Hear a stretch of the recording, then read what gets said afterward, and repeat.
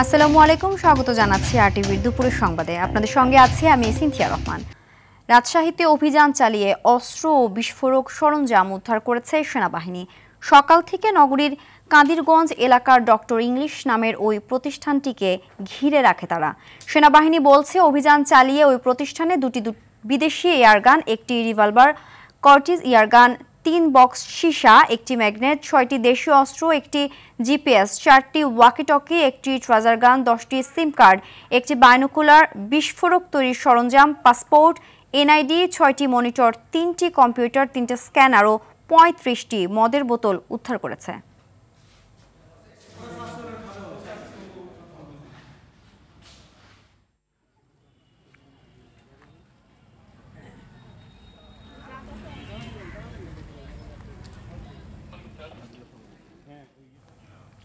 এই মুহূর্তে রাজশাহী থেকে সরাসরি যুক্ত হচ্ছেন সহকর্মী মোস্তাফিজ রকি। রকি, অভিযান নিয়ে নতুন কি কোনো তথ্য আছে আপনার কাছে?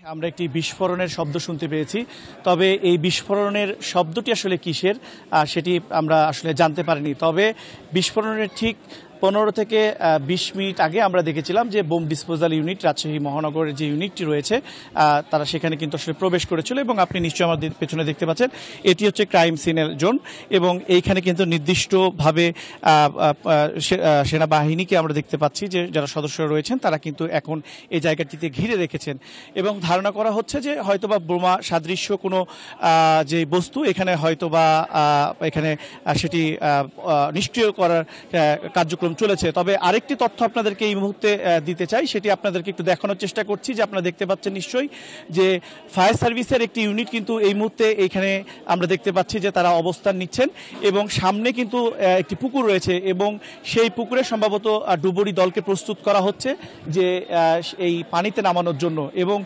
সেইখানে তারা ধারণা করছে যে বিপুল সংখ্যক যে অস্ত্র সেখানে থাকতে পারে এবং সেটির ভিত্তিতে কিন্তু যে অভিযান সেটি কিন্তু আসলে চালানো হতে পারে। তবে আমরা এখান থেকে যতটুকু আসলে যারা সাধারণ মানুষ রয়েছেন তাদের সাথে কথা বলেছি, তারা বলছেন যে ভোর 3টা অথবা 4টা থেকেই সেনাবাহিনী এবং যৌথ বাহিনীর যে আজকের যে এই যে অভিযানের যে বিষয়টি রয়েছে তারা কিন্তু আসলে পরিচালনা করছেন এবং গণমাধ্যম কর্মীরা কিন্তু সকাল থেকে আসার পরপরই কিন্তু তারা সেনাবাহিনী এবং যৌথ বাহিনীর যারা অফিসার রয়েছেন তাদের সাথে আমরা একাধিকবার কথা বলার চেষ্টা করেছি। তারা এখন পর্যন্ত আসলে সুনির্দিষ্টভাবে কি পরিমাণ অস্ত্র উদ্ধার হয়েছে, কি কি অস্ত্র অথবা বোমা সরঞ্জাম রয়েছে সেগুলো কিন্তু এখন পর্যন্ত আমাদেরকে আসলে জানায়নি। তবে তাদের পক্ষ থেকে বলা হচ্ছে যে অল্প কিছুক্ষণের মধ্যে হয়তোবা তাদের যে সিনিয়র অফিসাররা রয়েছে তারা কিন্তু এই তথ্য জানাবে। তবে এখন কিন্তু আসলে পুকুরে ডুবুরি দল নামছেন এবং সেখানে অস্ত্রের সন্ধান পাওয়ার তারা সম্ভাবনা দেখছেন। তো সিনথিয়া, এই ছিল আমার কাছে রাজশাহী থেকে সর্বশেষ পরিস্থিতি। ধন্যবাদ। যারা নির্বাচনকে বিলম্বিত করতে চায় তারা দেশের পক্ষের শক্তি নয় বলে মন্তব্য করেছেন বিএনপির স্থায়ী কমিটির সদস্য সালাউদ্দিন আহমদ। তিনি বলেন, ইনিয়ে বিনিয়ে নির্বাচনের বিপক্ষে কথা বলে গণতন্ত্রের উত্তরণে বাধা সৃষ্টিকারীদের জনগণই রুখে দেবে। আর রুহুল কবির রিজভী বলেছেন, শেখ হাসিনা পালিয়ে গেলেও তার ভূত নতুন চেতনা নিয়ে ভর করেছে। পৃথক অনুষ্ঠানে এসব কথা বলেন তারা। মাইদুর রহমান রুবেল জানাচ্ছেন বিস্তারিত। সাবেক প্রধানমন্ত্রী বিএনপি চেয়ারপারসন বেগম খালেদা জিয়ার ৮১তম জন্মদিন উপলক্ষে নয়াপল্টনে দলের কেন্দ্রীয় কার্যালয়ে দোয়া মাহফিলের আয়োজন করে জাতীয়তাবাদী যুবদল। এ সময় দলটির স্থায়ী কমিটির সদস্য সালাউদ্দিন আহমেদ বলেন, একটি শক্তিশালী গণতান্ত্রিক রাষ্ট্র বিনির্মাণে দরকার জাতীয় ঐক্য। একটি সুষ্ঠু নির্বাচনের মধ্য দিয়ে দেশের গণতন্ত্র প্রতিষ্ঠায় ফ্যাসিবাদ বিরোধী দলগুলোকে ঐক্যবদ্ধ থাকার আহ্বান জানান তিনি। নির্বাচনের বিষয়ে শঙ্কা প্রকাশ করছে, তারা গণতন্ত্রের পক্ষে শক্তি নয়, তারা বাংলাদেশের মানুষের পক্ষের শক্তি নয়। তারা হয়তো কোনো না কোনো কারণে নিজের কথাগুলো ইনিয়ে বিনিয়ে বলছেন যাতে করে নির্বাচনকে বিলম্বিত করা যায়। এর বিপক্ষে যারাই দিবে ইনিয়ে বিনিয়ে কোনো ধরনের বক্তব্য, যারাই বিভিন্ন রকমের কুযুক্তি উত্থাপন করে গণতন্ত্রের এই যাত্রাপথকে কণ্ঠকাকীর্ণ করতে চাইবে, তাদের বিরুদ্ধে বাংলাদেশের জনগণ রুখে দাঁড়াবে।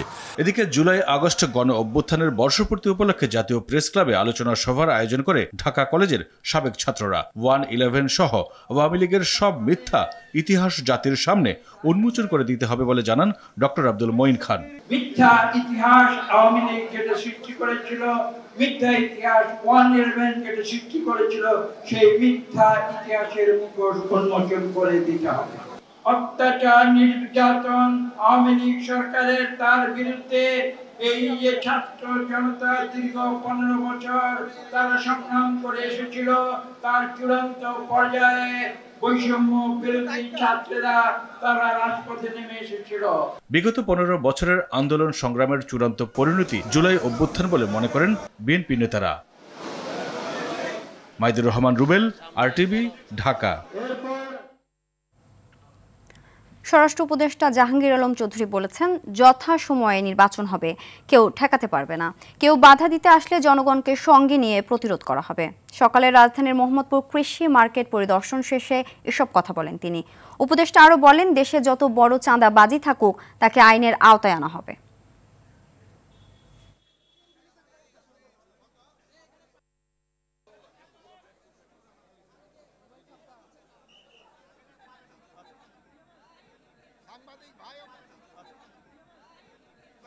তারপর সবার আগে আপনি যদি বলেন যে জনগণ যেসব নির্বাচনের মুখী হয়ে যাবে, কেউ এটার বাধা দিতে পারবে না। স্যার যেই তারিখে বলছে ওই তারিখে নির্বাচন হবে, যেই মাসে বলছে ওই মাসে নির্বাচন হবে। কে কি বলল ওইটা শোনার আমাদের কোনো দরকার নেই। কোনো চাঁদাবাজকেই বাংলাদেশে থাকতে দেওয়া হবে না, চাঁদাবাজীদের ছাই বাংলাদেশে হবে না। আগামী জাতীয় নির্বাচন পিআর পদ্ধতিতে অনুষ্ঠিত হবে, দেশের জনগণ তা গ্রহণ করবে বলে জানিয়েছেন জামায়াতে ইসলামীর সেক্রেটারি জেনারেল অধ্যাপক মিয়া গোলাম পরওয়ার। সকালে নড়াইল জেলা পরিষদ মিলনায়তনে জেলা জামায়াতের লিডারশিপ প্রশিক্ষণ উদ্বোধন শেষে সাংবাদিকদের কাছে তিনি একথা বলেন। তিনি আরও বলেন, অবাধ ও সুষ্ঠু নির্বাচনের জন্য পৃথিবীতে যেসব পদ্ধতি চালু আছে সেসবের মধ্যে পিআর সবচেয়ে গ্রহণযোগ্য ও নিরপেক্ষ।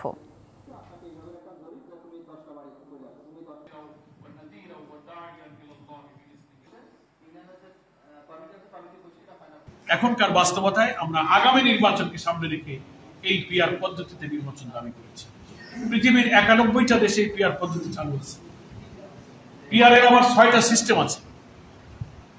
আমরা বলেছি বাংলাদেশের রাজনৈতিক এবং জনমানুষের আর্থসামাজিক অবস্থার উপযোগী করে যে পদ্ধতিটা এখানে অ্যাপ্লিকেবল সেটাই এখানে চালু করতে হবে। কিন্তু এর মূল ধারণা হচ্ছে যে নির্বাচনের প্রার্থী হবে দল, ব্যক্তি নয়। নিম্নকক্ষে বর্তমান যে পদ্ধতি আছে সেভাবে নির্বাচন আর উচ্চ কক্ষে পিআর পদ্ধতিতে নির্বাচনের সুপারিশ করেছে সংস্কার কমিশন, এমনটি জানিয়েছেন কমিশনের প্রধান ডক্টর বদিউল আলম মজুমদার। বিতর্কিত নির্বাচন হলে দেশ অনিশ্চিত ভবিষ্যতের দিকে অগ্রসর হবে জানিয়ে তিনি বলেন, দেশের স্বার্থে ফেব্রুয়ারির মধ্যে নির্বাচন হওয়া জরুরি। সকালে এফডিসিতে সুষ্ঠু নির্বাচনে ইসির ভূমিকা নিয়ে আয়োজিত ছায়া সংসদে এসব কথা বলেন। আওয়ামী লীগ নির্বাচনে অংশ নিতে পারবে কিনা সেটি আইনি প্রক্রিয়ার সমাধান হবে বলে জানান বদিউল আলম মজুমদার।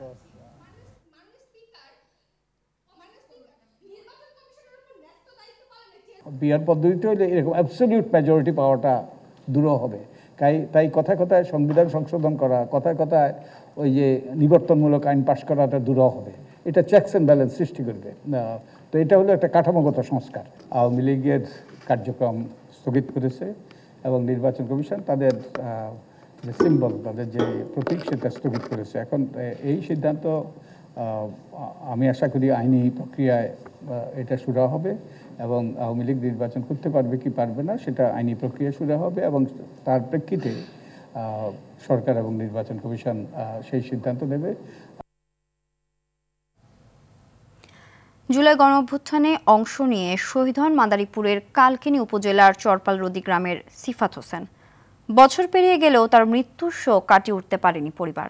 এছাড়া সরকারের পক্ষ থেকে তেমন কোনো সহযোগিতা পাননি বলে অভিযোগ তাদের। সিফাতের যথাযথ শহীদি মর্যাদার পাশাপাশি সিফাত হত্যাকাণ্ডের বিচার ও আর্থিক সহযোগিতা চান স্বজনরা। মাদারীপুরের কালকিনি সংবাদদাতার প্রতিবেদন জানাচ্ছেন আব্দুল হামিদ। স্বপ্ন ছিল ইতালি পাড়ি দিয়ে শক্ত হাতে ধরবেন পরিবারের হাল, ফিরিয়ে আনবেন সচ্ছলতা। তবে জুলাই আগস্টের স্বৈরাচার পতনের আন্দোলনে অংশ নিয়ে সে স্বপ্ন পরিণত হয়েছে দুঃস্বপ্নে। বলছি মাদারীপুরের কালকিনি উপজেলার সিফাত হোসেনের কথা। গত বছরের ২০ জুলাই রাজধানীর মিরপুর ১০ গোলচত্বর এলাকায় পুলিশের গুলিতে শহীদ হন তিনি। ঘটনার ১ বছর পরেও শোক কাটেনি তার পরিবারের। সরকারের পক্ষ থেকে পর্যাপ্ত সাহায্য পাননি বলেও অভিযোগ তাদের। আমার জীবনে আর কি আছে এখন? আমার যে আশা ছিল সেই শেষ হয়ে গেছে। আজকে আমার সন্তানের অনেক আশা ছিল, অনেক স্বপ্ন ছিল, কিছুই পূর্ণ হইল না। কারণ আমাদের সন্তানকে তো আমরা বুঝি যে একটা সন্তানের লাশ কতটা বাড়ি, এটা যাদের গেছে তারাই বুঝে। আমার ভাই আমার অনেক স্বপ্ন থাকতো, আমি বড় হবো, আমার চাকরি করাইবে, আমার ভাই আমার আগাই আনতে চাইবে, কোনো স্বপ্নই তো পূরণ হলো না। যে অ্যাম্বুলেন্সটা নিয়ে আসা হয়েছে, যে ভাড়াটা দিয়ে নিয়ে আসা হয়েছে, ওই টাকা দিয়ে আমার বাইরে পাসপোর্ট করে বাইরে যাওয়ার কথা, ওই টাকাটা জমা নিয়েছিল আব্বুর কাছে, ওই টাকা দিয়ে আমার ভাইকে অ্যাম্বুলেন্সে করে নিয়ে আসছে। ২৪-এর বৈষম্য বিরোধী আন্দোলনে আহত এবং নিহত পরিবারদের সার্বিক সহযোগিতা দেওয়া হচ্ছে বলে জানান উপজেলা নির্বাহী কর্মকর্তা। সময় সময় সরকার থেকে যে সকল সহযোগিতা করা হয় আমরা তাদের কাছে পৌঁছে দিই। যেমন জেলা প্রশাসক স্যার আমাদেরকে নির্দেশনা দিয়েছেন যে তার বাসায় যাওয়ার জন্য একটি রাস্তা যেন করে দেওয়া হয়, সেই বিষয়ে আমরা তাকে ডেকেছিলাম। উনি আমাদেরকে পরে বলেছেন রাস্তার যে মেজারমেন্ট আছে সেটা দিবেন, দিলে আমরা সেখানে রাস্তা করার উদ্যোগ নিব। সিফাতের মতো আত্মত্যাগীদের জন্যই নতুন বাংলাদেশের স্বাদ পায় জাতি। তাদের নিঃস্বার্থ আত্মত্যাগকে স্মরণীয় করে রাখতে প্রয়োজনীয় পদক্ষেপ নেওয়ার আহ্বান সংশ্লিষ্টদের। আমরা এই বিচার চাই। আব্দুল হামিদ, RTV। সিলেটের কোম্পানীগঞ্জ উপজেলার ভোলাগঞ্জে পাথর লুট ও চুরির ঘটনায় জড়িত থাকার অভিযোগে ৫ জনকে গ্রেফতার করেছে পুলিশ। গেল রাতে অভিযান চালিয়ে তাদের গ্রেফতার করা হয়। তাদের ২ জন ট্রাক দিয়ে পাথর নিয়ে যাচ্ছিলেন। এর আগে পাথর লুটপাটের ঘটনায় কোম্পানীগঞ্জ থানায় মামলা করেছেন খনিজ সম্পদ উন্নয়ন ব্যুরোর মহাপরিচালক মোহাম্মদ আনোয়ারুল হাবিব। মামলায় অজ্ঞাত ১৫০০ থেকে ২০০০ জনকে আসামি করা হয়েছে। এদিকে জাফলং থেকে আরও ৭,০০০ ফুট পাথর জব্দ করা হয়েছে। সব মিলে লক্ষাধিক ফুট পাথর জব্দ করা হয়েছে। এই পাথর প্রতিস্থাপনের কাজ করছে স্থানীয় প্রশাসন।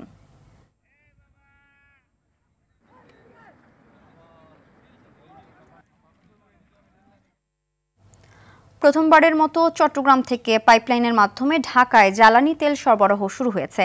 দুপুরে চট্টগ্রামের পতেঙ্গা এলাকায় জ্বালানি তেলের প্রধান স্থাপনা পদ্মা অয়েল কোম্পানির ডেসপাস টার্মিনালে এর উদ্বোধন করেন বিদ্যুৎ, জ্বালানি ও খনিজ সম্পদ উপদেষ্টা মোহাম্মদ ফাউজুল কবির খান। এ সময় তিনি বলেন, মানব সম্পদ ছাড়া দেশের তেমন সম্পদ না থাকায় প্রযুক্তিগতভাবে এগিয়ে যাওয়ার বিকল্প নেই। এদিকে এই পাইপলাইন উদ্বোধনের মধ্য দিয়ে দেশের জ্বালানি পরিবহন খাতে নতুন যুগের সূচনা হয়েছে। আগে নৌপথে ঢাকায় তেল পৌঁছাতে সময় লাগত ৪৮ ঘন্টা, এখন পাইপলাইনে লাগবে মাত্র ১২ ঘন্টা।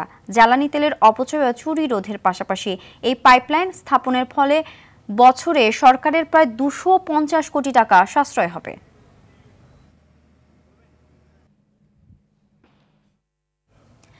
বেড়েই চলছে নারী ও শিশু নির্যাতনের ঘটনা। ভুক্তভোগীদের অনেকেই এসব নিয়ে থানায় অভিযোগ জানাতেও যায় না। তবুও বছরের প্রথম ৫ মাসে ৯,১০০ নারী ও শিশু নির্যাতনের মামলা হয়েছে।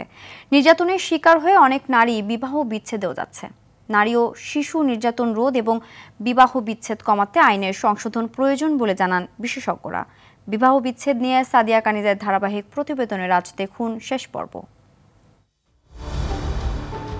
স্বামীর অত্যাচার সত্ত্বেও রাজধানীর শেওড়াপাড়ার বাসিন্দা ৪ সন্তানের জননী সৈয়দা ফাহমিদা তাহসিন কেয়া সংগ্রাম করে সংসার চালিয়ে যাচ্ছিলেন। হঠাৎ বুধবার রাতে তার জীবনে নেমে আসে অপ্রত্যাশিত মৃত্যু। তাকে শ্বাসরোধে হত্যার অভিযোগ ওঠে স্বামী সিফাতের বিরুদ্ধে। ঘটনার পর থেকে পলাতক ঘাতক স্বামী। সারা দেশে এমন অসংখ্য ঘটনা প্রায়ই ঘটছে। স্বামীর অত্যাচার নির্যাতন সত্ত্বেও সন্তানদের ভবিষ্যতের চিন্তা অথবা পরিবার ও সমাজের চাপে অনেকেই মানিয়ে নিচ্ছেন। লজ্জা কিংবা ভয়ে ভুক্তভোগীরা এসব নিয়ে থানায় অভিযোগ জানাতেও চান না। তবুও দেশে বিচ্ছেদ হচ্ছে উদ্বেগজনক হারে। বাংলাদেশ পরিসংখ্যান ব্যুরোর তথ্য বলছে, শুধু শারীরিক নির্যাতনের কারণে ৩০% বেশি বিবাহ বিচ্ছেদ হয়। পুলিশের তথ্যমতে এবছর গড়ে প্রতি মাসে ১,৮০০-র বেশি নারী ও শিশু নির্যাতনের মামলা হয়েছে। দিনে হচ্ছে ৬০টি। এবছর জানুয়ারি থেকে মে পর্যন্ত ৯,০০০-এর বেশি নির্যাতনের মামলা হয়েছে। পুলিশ বলছে নির্যাতনের প্রাথমিক পর্যায়ে অভিযোগ পেলে তাদের ব্যবস্থা নেওয়ার সুযোগ থাকে, তবে তালাকের মতো পরিস্থিতি গড়ালে অভিযোগ যায় পারিবারিক আদালতে। বিশেষ করে আমাদের ডিএমপির বিশেষায়িত women support and investigation desk রয়েছে, সেখানে কিন্তু মামলাগুলো খুব গুরুত্ব দিয়ে তদন্ত করা হয় এবং যে কোনো সহায়তার জন্য 999 বলেন, নিকটস্থ পুলিশ স্টেশনে যদি তারা যোগাযোগ করেন আমরা প্রয়োজনীয় আইনি সহায়তা এবং পরামর্শ দিয়ে থাকি। বিবাহ তালাক নিবন্ধন আইনের অপব্যবহার ঠেকাতে আইনটি সংস্কারের তাগিদ দেন এই আইনজীবী। এই আইনগুলো সংস্কার করতে হবে। অপব্যবহার করছে, সঠিক ব্যবহার হচ্ছে না। তো সঠিক ব্যবহার করবার জন্য আপনাকে সেই ধরনের আইন তৈরি করতে হবে এবং আইনের প্রয়োগটাও সেভাবে করতে হবে। নারী ও শিশু নির্যাতন রোধ এবং বিবাহ বিচ্ছেদ নিয়ন্ত্রণ করতে মানবিক মূল্যবোধ, সহনশীলতা ও সুশিক্ষা নিশ্চিতের উপর জোর দেন বিশেষজ্ঞরা। সাদিয়া কানিজ, RTV, ঢাকা। সনাতন ধর্মাবলম্বীদের আরাধ্য দেবতা ভগবান শ্রীকৃষ্ণের জন্মতিথি ও শুভ জন্মাষ্টমী আজ। দেশের হিন্দু সম্প্রদায় ধর্মীয় ভাবগাম্ভীর্য ও আনন্দ উৎসবের মধ্য দিয়ে দিনটি পালন করছেন। পুরাণ মতে ভাদ্র মাসের শুক্লপক্ষের অষ্টমী তিথিতে ভগবান শ্রীকৃষ্ণ জন্মগ্রহণ করেন। সনাতন ধর্মাবলম্বীদের বিশ্বাস, অপশক্তি যখন মাথাচাড়া দিয়ে উঠেছিল তখন তা দমন করে মানবজাতির কল্যাণ এবং ন্যায়নীতি প্রতিষ্ঠার জন্য শ্রীকৃষ্ণের আবির্ভাব ঘটেছিল। এ উপলক্ষে বাংলাদেশ পূজা উদযাপন পরিষদ ও ইসকন সহ বিভিন্ন সামাজিক, সাংস্কৃতিক ও ধর্মীয় সংগঠন ব্যাপক কর্মসূচি গ্রহণ করেছে।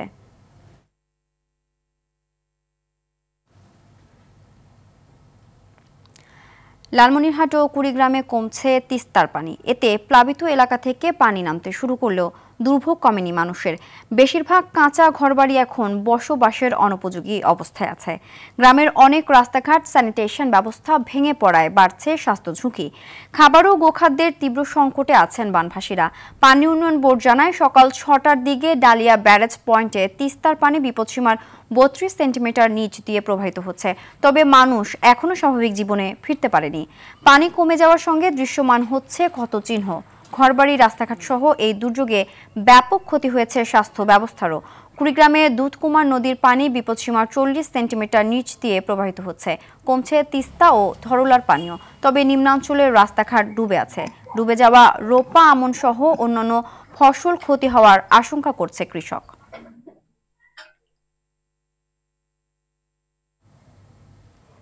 সারা দেশের হাসপাতালগুলোকে কাঠামোগত পরিবর্তন করা দরকার বলে মনে করেন প্রধান উপদেষ্টার বিশেষ সহকারী সাইদুর রহমান। সব মানুষের জন্য সমান স্বাস্থ্যসেবা নিশ্চিত করে ন্যায়সঙ্গত মুনাফা করার আহ্বান জানান তিনি। আইন উপদেষ্টা আসিফ নজরুল গরিব রোগীদের অনর্থক টেস্ট দেয়া ও নির্দিষ্ট কোম্পানির ওষুধ বন্ধ করার পরামর্শ দেন। দুপুরে রাজধানীতে শহীদ আবু সাইদ ইন্টারন্যাশনাল কনভেনশন সেন্টারে আয়োজিত private hospital, clinic and diagnostic owners অ্যাসোসিয়েশনের বার্ষিক সাধারণ সভায় এসব কথা বলেন। মানুষ অনেক গরিব, এখানে লোকজন খুব গরিব আছে, বড় লোকদের গলা কাটানো সমস্যা নাই। গরিব রোগীদেরকে 14-15টা টেস্ট দেওয়ার প্রক্রিয়া বন্ধ করান। প্রাইভেট ক্লিনিকে সবসময় ওষুধ কোম্পানির প্রতিনিধির জন্য নির্দিষ্ট টাইম থাকে ডাক্তারের। আপনারা ওষুধ কোম্পানির দালাল। ডাক্তাররা এই দেশে বড় বড় হসপিটালের ডাক্তাররা কি ওষুধ কোম্পানির মধ্যস্বত্বভোগী? কোন জায়গায় নামান আপনারা নিজেদেরকে? আপনাদের সকল ধরনের যে সকল আইনি বাধা আপনাদের বিকাশের জন্য বাধা হয়, যে সকল আইনি বাধা আপনাদের জন্য দুর্দশার কারণ হয়, আপনাদের দীর্ঘমেয়াদী দীর্ঘসূত্রিতার কারণ হয়, সেগুলো লিখিতভাবে জানালে আমরা নিশ্চিত করছি যেগুলো আমরা দূর করার জন্য কার্যকর ব্যবস্থা গ্রহণ করব। দুপুরের সংবাদ এ পর্যন্ত। জেলা সংবাদ বিকেল 4:45টায় দেখার আমন্ত্রণ রইল। ধন্যবাদ সবাইকে।